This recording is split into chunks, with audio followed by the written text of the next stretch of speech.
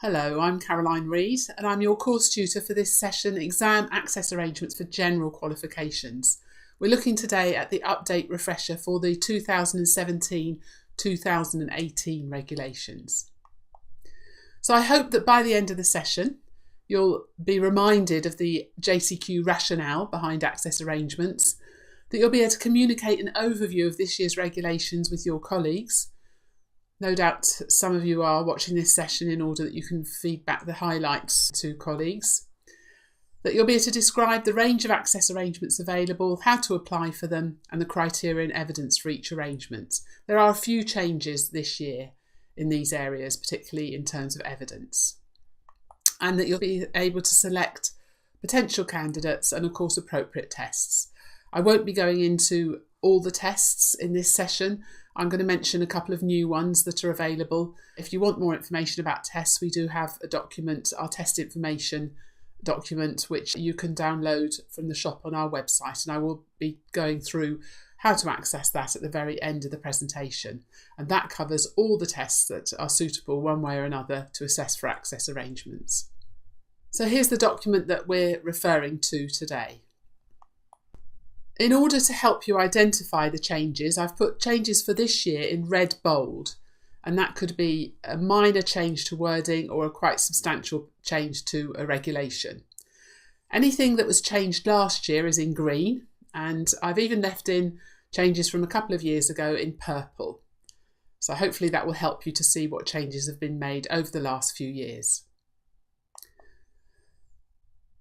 There's a list of abbreviations here. I do use abbreviations on the slides. I try to remember the first time I come across an abbreviation to say it in full. If you don't manage to follow that, then that is a handout. Now, the handouts are in your course materials. The course materials are available on a link next to this video that you're watching, and it's in PDF format. You can download that onto your PC.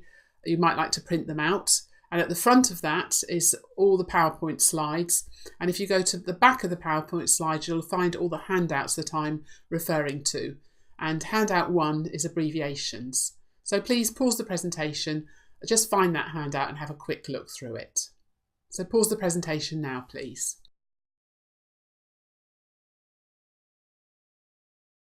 A quick reminder of the rationale, the thinking behind access arrangements. So the JCQ, as you know, are the Joint Council for Qualifications, and they represent the responsibilities of the awarding bodies that offer general qualifications.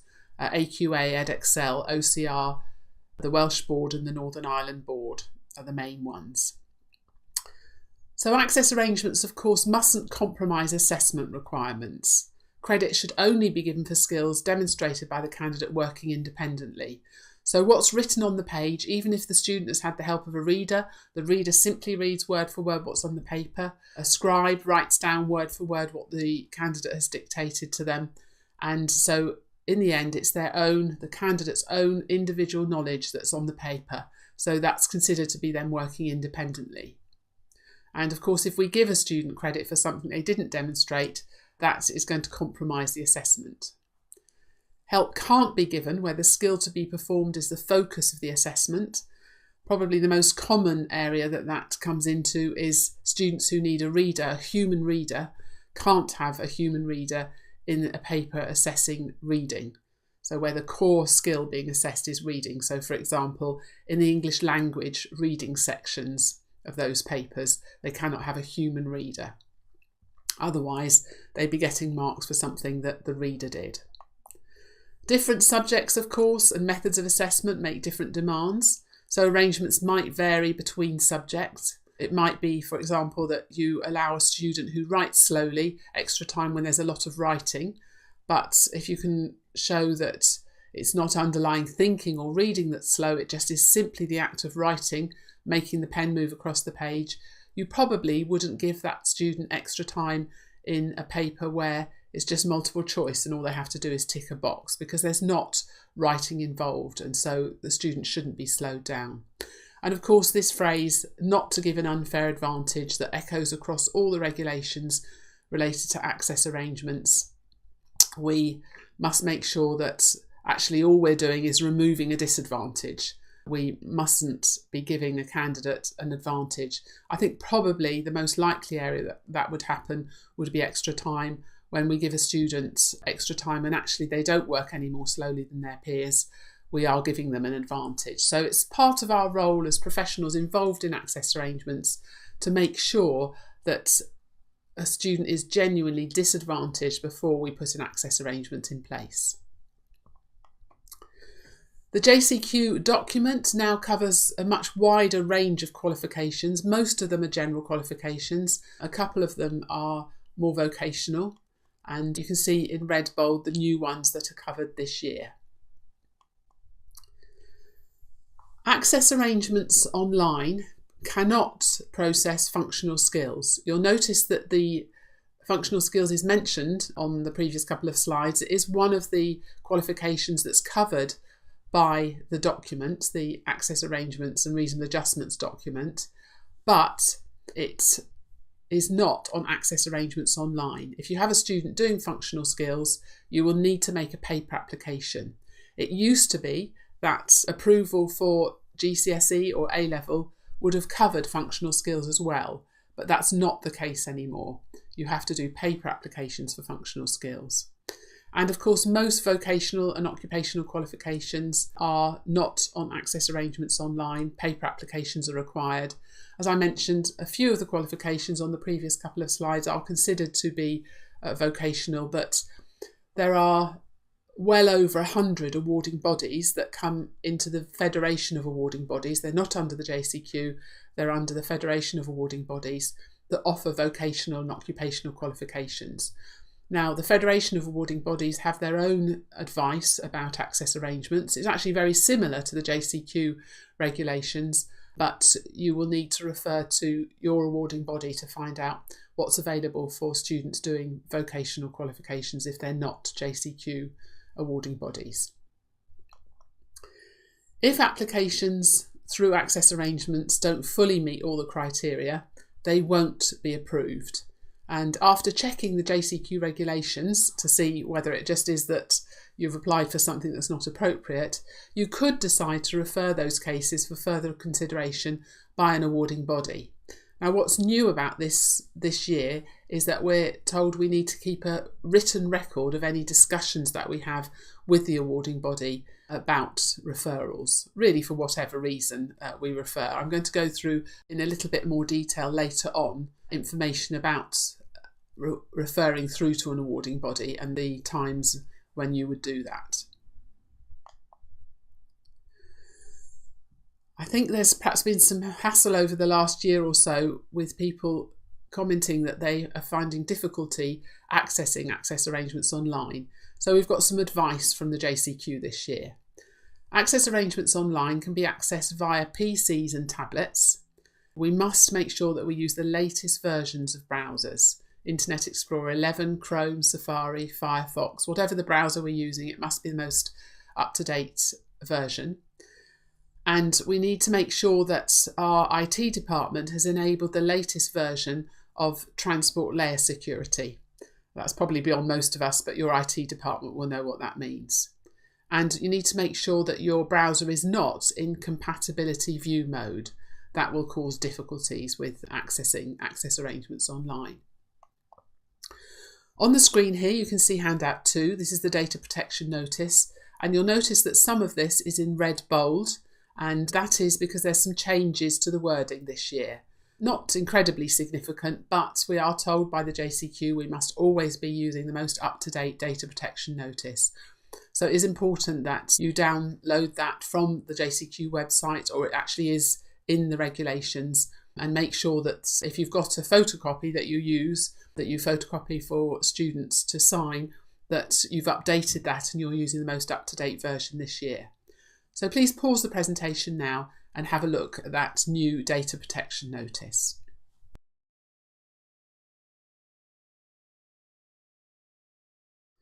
We've been told in the last few years that the JCQ can only liaise with centres.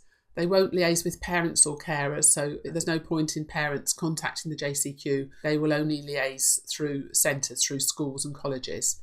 And we're asked to contact the JCQ by email, not by phone. they're very keen that when you ask a question, they send back a written reply so that there can be no misunderstanding.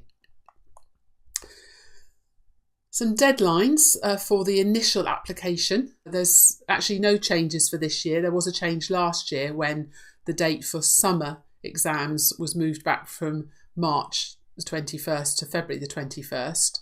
But there's been a bit of clarification about exactly what the deadlines mean this year. Do note that for the Northern Ireland board, you need to check on the CCEA website for deadlines. These specifically relate to the other JCQ awarding bodies. So the JCQ inspectors will visit in the spring term to check that deadlines are adhered to. And there's a closing date now, of course, for the summer exams of February the 21st. And the reason that that was moved forward was so that the inspectors had time to visit after applications for arrangements for the summer series have been put into Access Arrangements Online. Now, of course, you can continue to apply for arrangements for later series after the deadline. So if, for example, you've got a student in year 1 of FE and they're not taking their exams until the following summer in year 2, then you can continue to apply for those. It's only for students actually taking exams that summer that the deadline is the 21st of February. You can't reapply for an existing arrangement until it's expired. The system is set up to not allow you to do that, but you can add other arrangements not already approved to an existing candidate. So, for example, if you have a candidate who has a reader and you decide that they also need a scribe, you just need to find their application approved on Access Arrangements Online, and there are lots of ways of searching to find that. And you can add an additional arrangement, so you could ask for the scribe. If you're in the situation where an application for a student doing an exam, let's say in the summer of year 11, expires after the 21st of February, so let's say you made the application back in year 9 and it expires in April of year 11, you can of course go back on in April when the application has expired and make that application. Of course, that's after the 21st of February deadline, but you already had an application in place. So you're just updating one that already exists. There are various reasons why late applications are permitted. Some of the reasons are here. Of course, a temporary injury or an impairment, a late diagnosis of a disability, or perhaps someone's already disabled and there's a manifestation of an impairment that relates to that disability that hasn't come to light before. And of course, if you've got students who've come into your centre very late and you're having to make an application for them, that's going to be fine. So it's where something arises after the deadline that it's okay to make an application through Access Arrangements Online. There may, of course, be occasions where otherwise perfectly reasonable adjustments can't be made because of the limited time available. That's unlikely, and the awarding bodies will do the very best they can. But if you're in a situation where you make an application late and it has to be referred to the awarding body, it may simply not be possible to put it in place in time. So it's really important that we adhere to the deadlines, particularly the deadlines for modified papers, which, as you will have seen, are very early, and that simply is that there's so much work to do for the awarding body to produce papers in a modified format. If you do process an application after the published deadline, it may well be subject to specific scrutiny. It could be that the JCQ inspector will be aware of that and have a look in much more detail. They don't just come at the end of the spring term after the February cut-off. They also do come into schools and colleges during the exams, and it may well be that they do a spot check of access arrangements in that visit, and they may well be looking very closely at late applications. And of course, SENCOs or access arrangements coordinators must ensure that the appropriate paperwork is on file and available for inspection. That will be the case whether it's a late application or not. Here's some statistics from the exams up to 2016. The 2017 statistics are not yet available, but I thought you might be interested to see what kind of numbers we're talking about. there were 410,800 applications for individual access arrangements. That was an 8% increase on the previous year. Now that doesn't actually tell us how many students had access arrangements, and of course many of those will be multiple arrangements for one student, a student who perhaps had extra time and a reader, or extra time, a reader and a scribe. This is the number for each individual access arrangement. Approximately 90% of applications are approved through access arrangements online, and probably a number of those 10% that were not approved will then have gone on to have been approved by an awarding body. So quite a high number of applications are actually approved. Now those numbers seem huge, but you have to see that in the light of just under 2 million candidates taking GCSE and A-level. So perhaps the numbers aren't quite so huge. There were 230,400 applications for extra time, 25% extra time, which were approved. 95,750 applications for a reader approved, and 46,250 applications for a scribe were approved. On the screen here you can see another handout. This is a document, Evidence Requirements for Access Arrangements, and again that's in your course materials, it's handout 3. And this document tells you exactly what paperwork is needed on file for each arrangement, for each situation, whether it's for a learning difficulty or perhaps on the basis of an education healthcare plan or a disability. So please pause the presentation and take a few moments to look through that document. You may well want to refer to it later when you get back to work. So please pause the presentation now.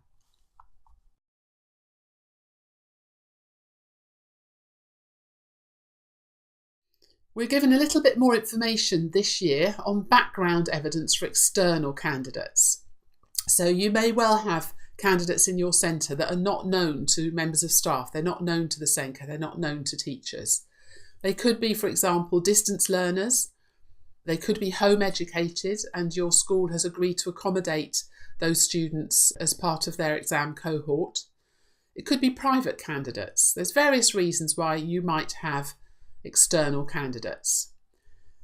Still, the centre, so your SENCO, is responsible for identifying the need for an access arrangement, making sure that they are assessed by an appointed assessor. If the student has an assessment, it must be someone who is actually appointed and recognised within your centre.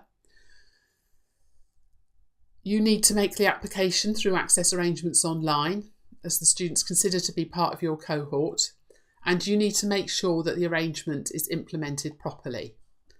So quite a tall order really for an external candidate. So the SENCO would be responsible for gathering evidence of the normal way of working and painting a picture of need, just really like they would for any student that they know. But of course it's going to be a bit more of a challenge because they don't know them. So to do this, they might, for example, ask the candidate about their background. They might carry out some screening tests. And of course, the evidence isn't going to be as robust as for a student who's been in the centre for the last 5 years, but you are required, nevertheless, to be able to paint a picture of need. If, for example, the student is homeschooled, you may well be able to find out from the parent or whoever's doing the homeschooling a bit of background. So there are ways of finding out background information, even perhaps if it's not quite so robust as for students that are known to you. We're going to remind ourselves of the evidence that we need for candidates with different kinds of difficulties. There are a few changes within this information, so I've put it in the context of the information that we already know. So, of course, if a candidate has learning difficulties, you need an assessment by a qualified access arrangements assessor with below average scores, so below 85. We mustn't use a centre-devised equivalent of Form 8. We need to be using the proper Form 8, and we can't just refer to spreadsheets or emails. We've actually got to fill in the Form 8. The Form 8 must have the original signature of the assessor, and assessments with electronic signatures or which are unsigned are not acceptable. Every page must have the candidate's name at the top. As you know, Form 8 comes with a box at the top to put the candidate's name in. And we're encouraged to staple all the pages together. I can imagine someone carrying around a pile of Form 8s, they get dropped. The student's name isn't at the top of every one. They weren't stapled together. What a nightmare trying to collate them again. So we use Form 8. Probably the best place to get that from is the JCQ website. You can get Section C from Access Arrangements online. But if you download a copy from the JCQ site, in the Forms section, you can actually type into that. And I make a master with my information, the tests that I use regularly, and I just update that for each individual student. And that can be typed into and saved.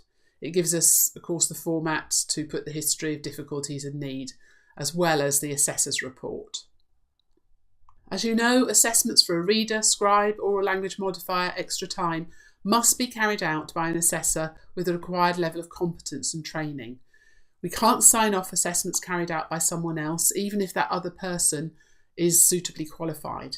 We need to have completed each assessment ourselves if we are the qualified assessor.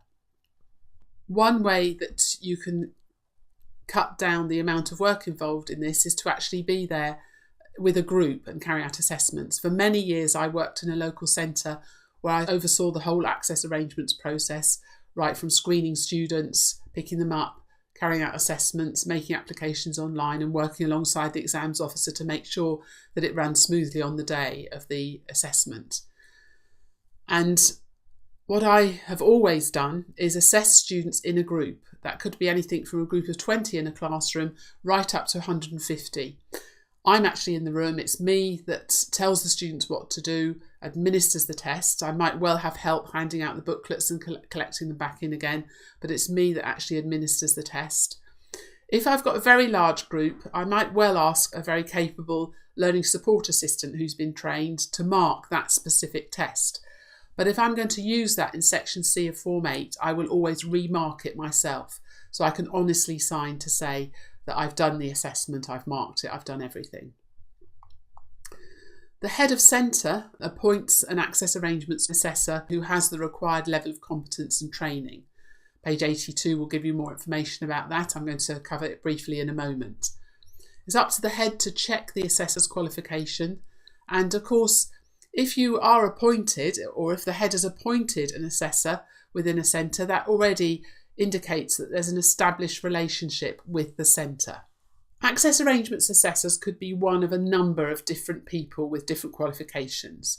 It could be a healthcare professional council registered psychologist, who can, of course, as well as doing access arrangements assessments, could carry out a full diagnostic assessment for a student. It could be a specialist teacher with a current SPLD assessment practicing certificate, awarded by PATOS, Dyslexia Action or the British Dyslexia Association and listed on the SASC website. The reason that was clarified last year is that there is a qualification that calls itself the practicing certificate but doesn't meet this criteria. So that's why they've clarified it's got to be listed on the SASC website. And of course, again, just like the educational psychologist, this access arrangements assessor who's got an assessment practicing certificate can carry out full diagnostic assessments as well as just assessing for access arrangements. It could be an educational professional who's successfully completed a level 7 postgraduate course, including at least 100 hours in individual specialist assessment. And there's a deadline of the 1st of September 2017. Everyone had to be qualified by that date. Anyone carrying out assessments must have a qualification by that date. Now this could range from a full diploma, so the OCR level 7 diploma or certificate, as long as it's at level 7 and it covers 100 hours in individual assessment, that would meet this criteria. We run a course, the Postgraduate Award of Proficiency in Assessment for Access Arrangements, we call it the PAPA, which meets this criteria. That's at level 7. But it's much shorter than one of the full diplomas or certificates. It's only just over 100 hours. So you may well be interested in that. We offer that as a blended learning option, or you can do it entirely online. The 100 hours, it's been clarified this year, includes not just actually assessing the student, but lectures, seminars, tutorials, study, assessments, and any time spent completing assignments. So a whole range of different activities count towards that 100 hours. And I've mentioned the OCR diploma and also our PAPA course. It would also include any other courses that are accredited for an assessment practicing certificate or leads to associate membership of the British Dyslexia Association, AMBDA. So, for example, if you've had a practicing certificate in the past, even if you haven't updated that, you do have a qualification which meets this criteria. And as I've said, it would include other courses like our PAPA qualification, as long as they meet that 100-hour criteria. Again, do be a bit careful about that. There are a couple of other courses claiming to meet the JCQ criteria which actually don't have 100 hours, and they may well be a problem to the inspector. Remember that whilst most of those people qualified to carry out access arrangements assessments, of course they're going to be capable, they're going to be able to meet the criteria to carry out an assessment for access arrangements, you may well be in a situation where the SENCO needs to refer to a psychologist or an assessment practicing certificate holder.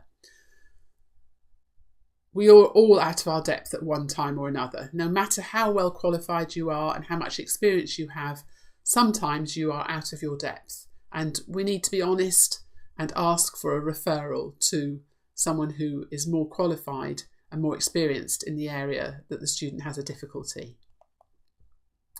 Ideally, the access arrangements assessor will be the SENCO, but we do know that sometimes in large centres particularly, SENCOs simply haven't got the time to be an access arrangements assessor as well as all their other roles. They could be employed by the centre or perhaps by another centre. So it could be that they work in the centre on a weekly basis, they're actually employed, or it could be another centre, perhaps an academy chain might share an assessor across a number of different centres. It could be someone employed by the local authority, either an educational psychologist or perhaps a teacher who's suitably qualified, or it could be an external assessor who has an established relationship with the centre or establishes a relationship before the assessment. I'm never quite sure which category I fit into. I don't work regularly in the same centre on a weekly basis anymore, but I do carry out assessments regularly for a number of other schools. So they will actually buy me in for a day or 2 days to carry out their assessments. And I'm never quite sure whether I count as an external assessor or whether I'm employed by the centre. They do pay me to go in and do assessments. So probably I'm actually employed by the centre, even though I haven't got a weekly contract to be working on. External assessors, of course, must work with the SENCO to ensure a joined-up approach, contact the centre in advance for background information, including the normal way of working. So if you're approached by a parent, it's absolutely essential that you contact the centre for background information before you see the student and carry out the assessment. And of course, you need to discuss the arrangements with the SENCO after an assessment.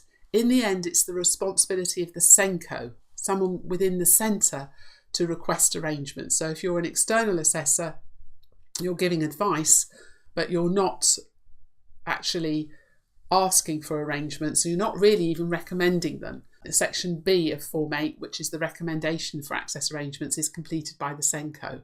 Of course, the SENCO needs to listen to recommendations from external assessors or assessors working within the centre on the basis of tests that they've carried out. But finally, the responsibility to make an application lies with the centre. So privately commissioned reports can be an issue, and we're told that privately commissioned reports, perhaps commissioned by parents, carried out without prior consultation with the centre, cannot be used to award access arrangements or to process an application using access arrangements online. So it's important that there's liaison. If a parent just goes to an assessor and the assessor's carried out an assessment and that's sent into the centre, the SENCO, the centre, has no responsibility to accept that. The SENCO needs to complete at least a skeleton Section A of Form 8 prior to the candidate being assessed. So when I go into a centre, the SENCO or the Access Arrangements Coordinator that I'm working with will always be able to give me some background information about the student. Where a report is rejected as evidence, a written rationale should be provided to parents and carers. So if you in the centre feel that a report commissioned by the parents is not a picture of the student's needs and there's been no liaison with you, You are perfectly within your rights to reject that report, but you need to let parents know in writing why you have done that. Do be a bit careful about this, because sometimes reports commissioned by parents can give us really useful information.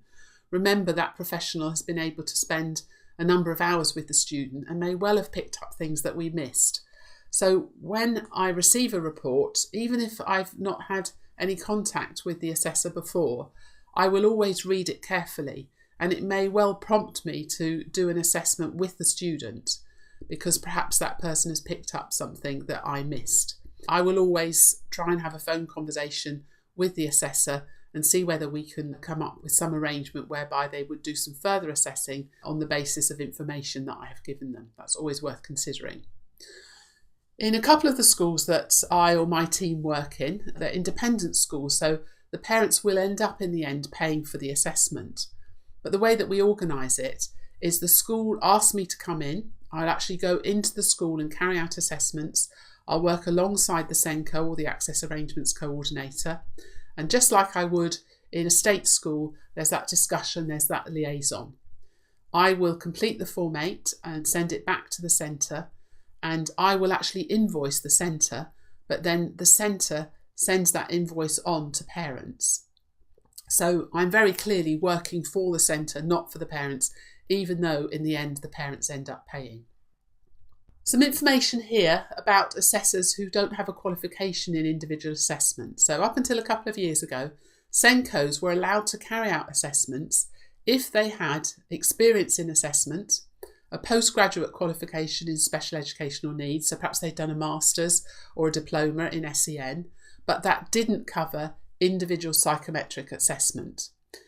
However, those people had done some training, perhaps a couple of days course, a 2-day course, but it didn't lead to a qualification. But it did give them some background in using psychometric testing. So up until a couple of years ago, those people would have been able to carry out assessments, but that's no longer the case. This almost loophole really has been withdrawn. You have to have that level 7 qualification in individual assessment now. Just to remind you, I'm sure most of you already know what a qualification has to cover in order to meet the JCQ criteria. It has to cover all these different areas in psychometric testing, reliability, age equivalent, standard error of measurement, confidence intervals. Also, it must cover age-appropriate nationally standardised tests and the administration of individual tests of literacy. Selecting and using cognitive tests, assessing cognitive processing that we need to use for extra time. And of course, the ethical administration of testing, and in the end, knowing when to refer to another professional. So that's what the qualification must cover.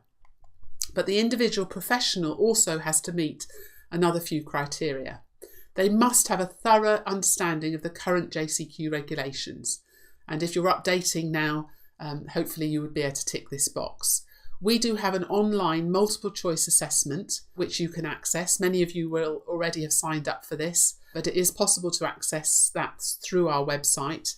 And if you pass that, it's multiple choice, so I think it's 40 questions out of a bank of about 70, so randomly chosen by the system. You have 40 minutes to complete it, so quite a generous timing.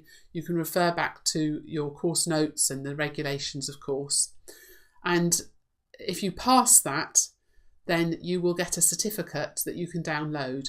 And increasingly, we're hearing of centres where assessors are required to complete that assessment each year to confirm that they've kept themselves up to date with the regulations. And you also need to be familiar with the Equality Act and how that relates to assessments and qualifications. If you're not feeling that you already are aware of those requirements, then we do have a short course through our Small Bite CPD programme, just about an hour, which covers how the Equality Act affects qualifications. So please do email us if you're interested in that.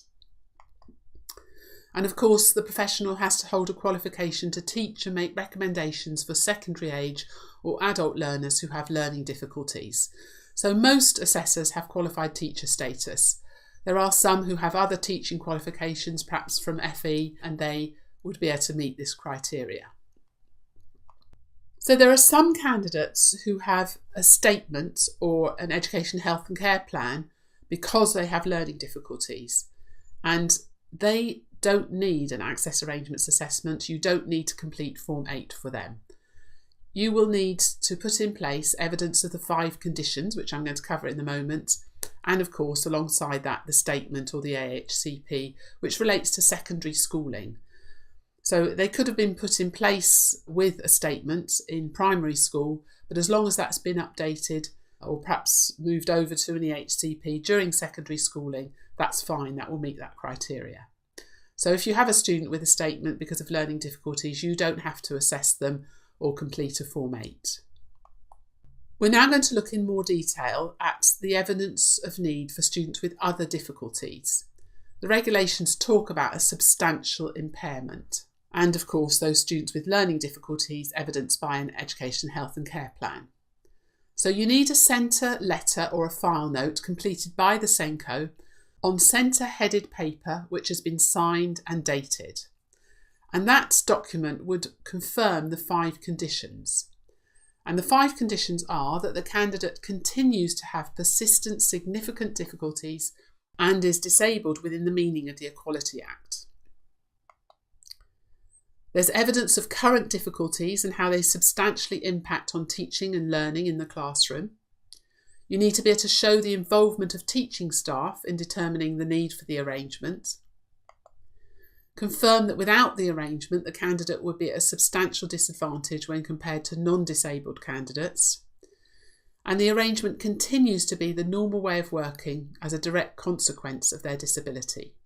I should have said earlier, apologies, that if you look on your PowerPoint handouts, you'll see in the bottom right-hand corner of each slide the pages where the content of that slide can be found. So please, if you want to look in more detail at this information, those pages are on the handout within the PowerPoints. Now those 5 conditions, which is how we evidence what actual arrangement is needed, has to be backed up by evidence of a substantial impairment. I mentioned earlier that we're talking about a substantial impairment here. It could be evidence from the mental health care service. It could be a psychologist, a psychiatrist. It could be a hospital consultant. Please note, not a GP. The JCQ require that evidence of a disability must come from someone such as a hospital consultant.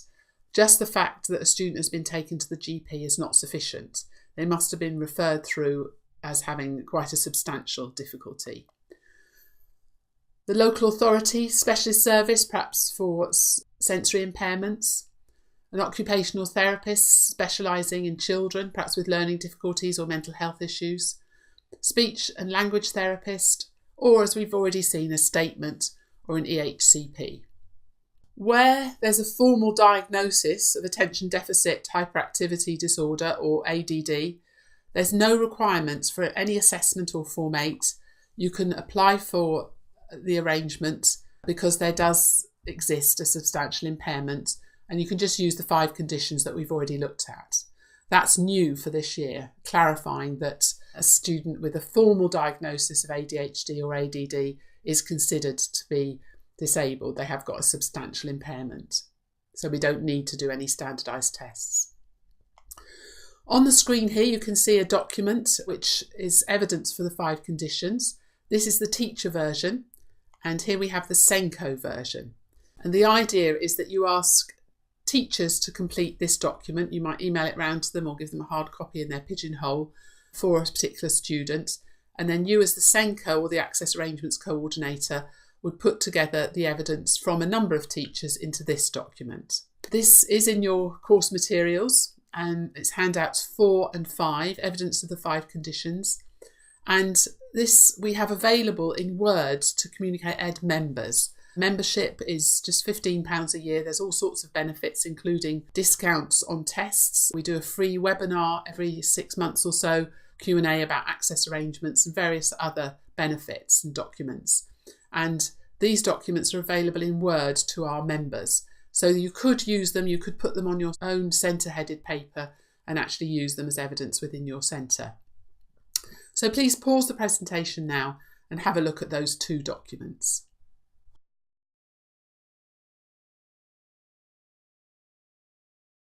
We're now going to watch a short video showing how to make an application through Access Arrangements Online for a student who has a substantial impairment evidenced by the 5 conditions and a diagnosis of a disability. We're going to see how to make an application for a student with physical disability who needs a reader and extra time through the Access Arrangements Online system. I'm using the training site, of course, and here I've completed all her details. Please note that she is active. If I untick that box, that would mean that she no longer required the arrangement. It might be that she'd moved to another school or perhaps didn't need the arrangement anymore. And that has the effect that when you download details of a certain group or all your students on Access Arrangements Online, her name wouldn't be on that list. So that's actually quite a useful way of making sure that you exclude students who've left the school or don't need arrangements anymore. So I'm going to save, and that brings me through to this screen here. I'm going to be applying for GCSE for a long-term condition, and I'm going to be covering 2017-18. In fact, on the main site, you'd have the option for 2 years. Of course, one application covers 26 months. So here's the screen where I select the arrangements that I need. I've chosen 25% extra time and computer reader or reader for the student. And this student needs arrangements because she has a vision impairment. So I'm just going to select the appropriate options here. The first set of questions is about the 25% extra time. Does she have learning difficulties? No. Does she have a physical disability? No. Does she have a medical condition? No. Does she have a sensory impairment, which means that she can't work as quickly as others? Yes, is the answer there. We've now got the questions about a reader. Does she have a medical condition? We're answering just the same as we did for extra time. So no medical condition, no learning difficulties. Use of the reader is a normal way of working. She does have a vision impairment. This question here, 4951, I'm actually going to say no to because we're applying for extra time separately. If we were applying for extra time alongside her having the reader and it was actually working with the reader that slowed her down, we would tick yes to that. Now in this case, she does actually have an education, health and care plan, so I'm going to tick yes there.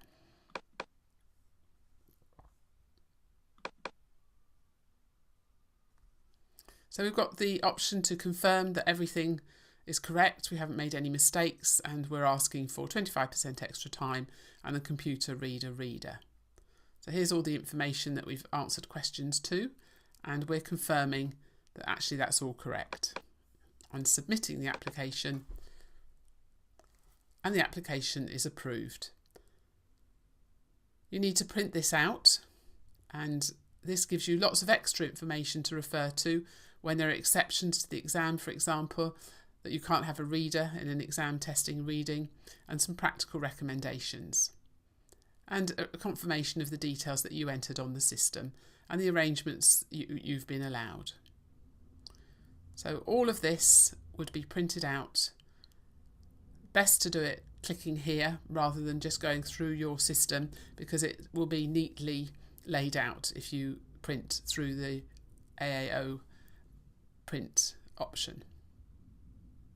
Some information about the JCQ inspection team. I'm sure you're all familiar with the team and you know that they were strengthened very much 3 or 4 years ago. They're doing a lot more visits now in the spring term after the February deadline, and they'll request to see evidence of successful completion of accredited training for oral language modifiers. That was new last year. There's an absolute requirement now that oral language modifiers have successfully completed training, and the inspector may well ask for evidence of that if you're using oral language modifiers. So not much else about the inspection team. I'm sure that you're very familiar with their work. On the screen here you can see another handout. This gives us information about the normal way of working. You may well be familiar with this, but I've included it anyway with just a couple of minor updates for this year. So please pause the presentation now and have a look at that handout, handout 6.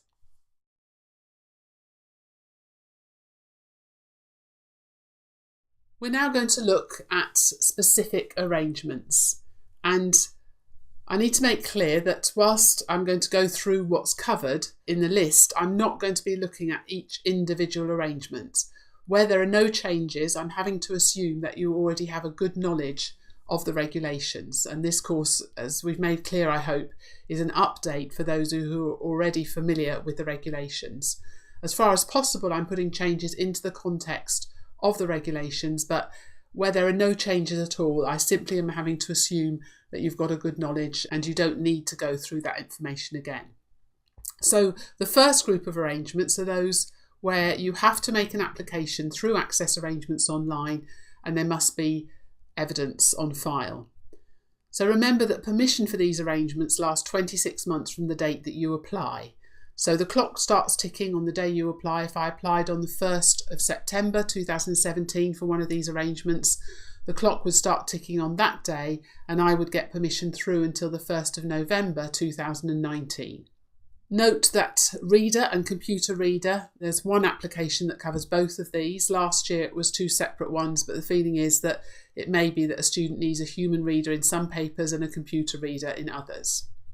A scribe, 25% extra time. A bilingual dictionary with 10% extra time.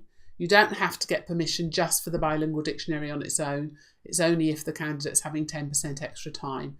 And of course, modified papers. There's no time limit on those. You're just having to apply for those before each exam series. And you do that through Access Arrangements Online, which is why I've included it here. Remember that you can only do assessments after the start of Year 9. Year 10 in Northern Ireland, where the national curriculum years are different, but you must make sure that any assessments done by the Access Arrangements Assessor aren't done before the start of Year 9. Many schools now are doing their assessments during Year 9, perhaps even in the autumn term, but waiting until after May of Year 9 to make their applications, because otherwise the application will run out before the students' final exams. And in almost all cases, we're looking for at least one below average standardised score. What do you do when evidence has run out? Well, there's a couple of things that we need to be aware of. You need to resubmit an application if the candidate's progressing from GCSE to A-level. So even if you've got an in-date application approved notice and someone's come into your sixth form, you'd still have to reapply because they're going from GCSE into A-level.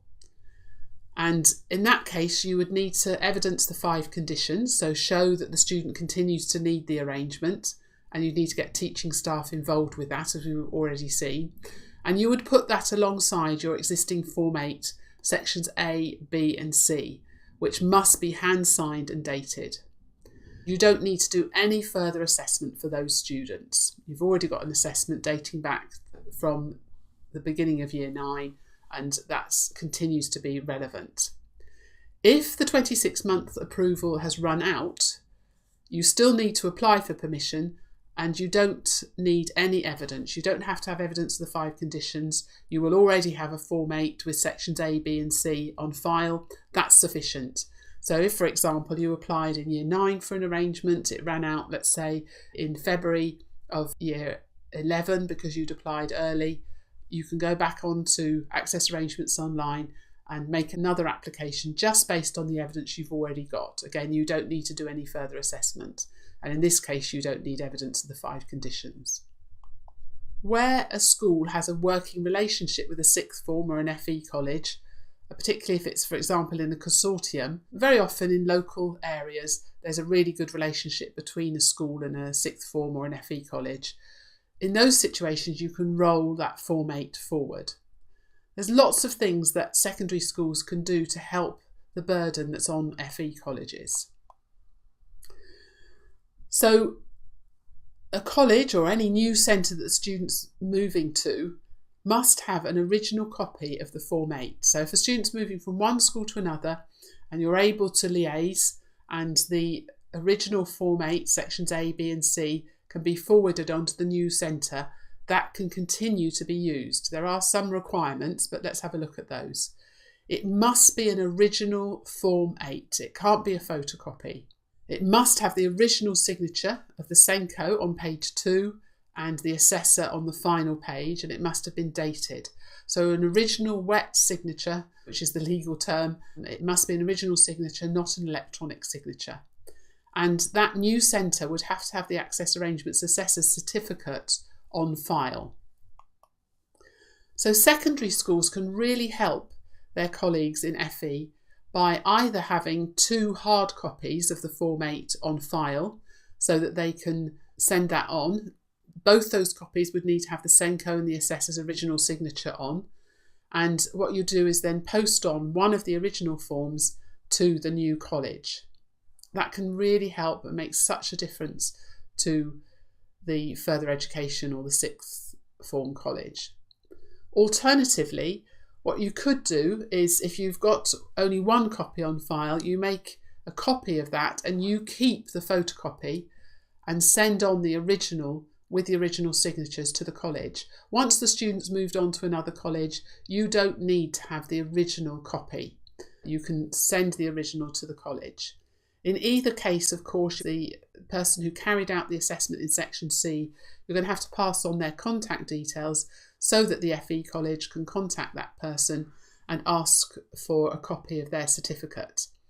Personally, I wouldn't recommend forwarding an assessor's certificate without their permission. That assessor is going to end up named as an assessor in the new centre, and I would be actually quite cross if I found that a centre had done that without asking my permission. I'm actually quite often asked this, and I'm always very happy to forward my certificate to the new centre. I was paid originally to carry out the assessment, and I feel that that belongs to the student and should go on to the next centre with them. And also, if the original school isn't able to forward the original form for some reason, I'm always very happy to print out an original from my system and actually sign that and send that on to the FE college or the sixth form. So there are lots of things that we can do to help our colleagues in particularly further education colleges where they may have thousands of students. We can relieve the burden on them. We're going to look now at reader and computer reader. As I've already said, they're together on access arrangements online. As you know, this is for candidates who have a substantial impairment which is confirmed by below average score of 84 or less using a test of accuracy or speed or comprehension. And those with a vision impairment who can't read independently, or perhaps a student with a temporary injury, which means they can't read. Normal way of working, of course. And remember that the computer reader will allow the candidate to work independently, and it's great preparation for FE, HE, the workplace, and just life in general. So really we should be encouraging our students who struggle to read to be using computer readers. It's essential that we train them to use the computer reader effectively, not just in class. They will need some practice at using the computer reader with a non-interactive PDF, the PDF paper that they use on their computer for the exam. As I said, there's a non-interactive PDF paper, which for most awarding bodies you need to order in advance. Actually, AQA now give you a login so you can go online just an hour before the exam to download that. So that's pretty straightforward. If you've been unable for some reason to order a PDF, you are allowed to open the paper 90 minutes early, specifically to scan it. You can't modify it or adapt it in any way. Remember that it is possible to get 25% extra time on the approval notice. This is an optional arrangement when the student has a reader, and I'm going to talk in a moment about exactly how that works and how you apply for it. Remember that in sections of papers testing reading, the human reader can't read the questions and the text, but the computer reader can. So that's another reason that we should really be getting our students onto computer readers. The human reader actually can read any words that the computer struggles to read, so for example, unusual names. In a paper that's testing reading, where the focus of the assessment is reading, and there's a list on page 41 of the regulations, then a student cannot have access to a human reader. Permission is granted on the application approved notice. You don't have to ask for this specifically, for the student to have 50% extra time to process without the help of the reader. Now, personally, I think most of my students who struggle to read and need a reader, giving them a lot of extra time to read won't help them. But I have had 1 or 2 students over the years, really bright dyslexics, many of them, who will take that time to carefully decode, read back until they've understood. So it may be useful for some students. Please note that this year it's been clarified that where the student would normally have a human reader and they're using a computer reader or a reading pen in the reading papers, they cannot have the 50% extra time. That 50% extra time is intended to compensate for the fact that the student isn't having the help of a human reader and they're on their own. If they are able to use a computer reader or they're using a reading pen, that extra time would not be allowed. I'm not going to go through in detail about who a reader can be and what they can and can't do. Hopefully you're already familiar with that, or you can look at the regulations. A reader doesn't need a separate invigilator, so it's possible now to sit in a room on your own with a student and act as both the reader and as an invigilator. You would need training in both, of course, and that's been tightened up over the last few years so that we now must provide a roving invigilator. And just this year we've been told that that invigilator has to enter the room at regular intervals to observe the conduct of the exam. So it's not just that they're wandering up and down outside and looking in through a window. They have to actually come into the room regularly to observe and make sure that the reader is working properly with the student, that they're simply reading word for word. And as much as anything, that's for the security of the reader, as well as the student, of course, to make sure that they're carrying out their role properly. The reader mustn't explain or clarify. They can read back the candidate's answers at their request, but they can't emphasise errors. In fact, they've got to be very careful not to put any emphasis on any errors, and that's actually quite difficult to do. They can point to symbols and abbreviations. They shouldn't actually say them. That's most likely to be in maths, science and music, but they can't decode them. So for example, you couldn't say 5 squared or more than, you just point to those symbols because that's part of what's being assessed. As I mentioned earlier, I'm not going through in detail all the different tests that are available for assessments for a reader. We do have our test information document that you can refer to, but I wanted to let you know about a couple of new tests.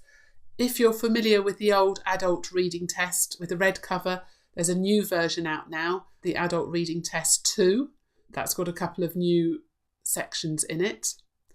And the Kaufman Test of Education and Achievement is a relatively new test which covers all sorts of different kind of skills, including cognitive processing skills, but this has single word reading, reading comprehension and an assessment of reading speed or reading fluency.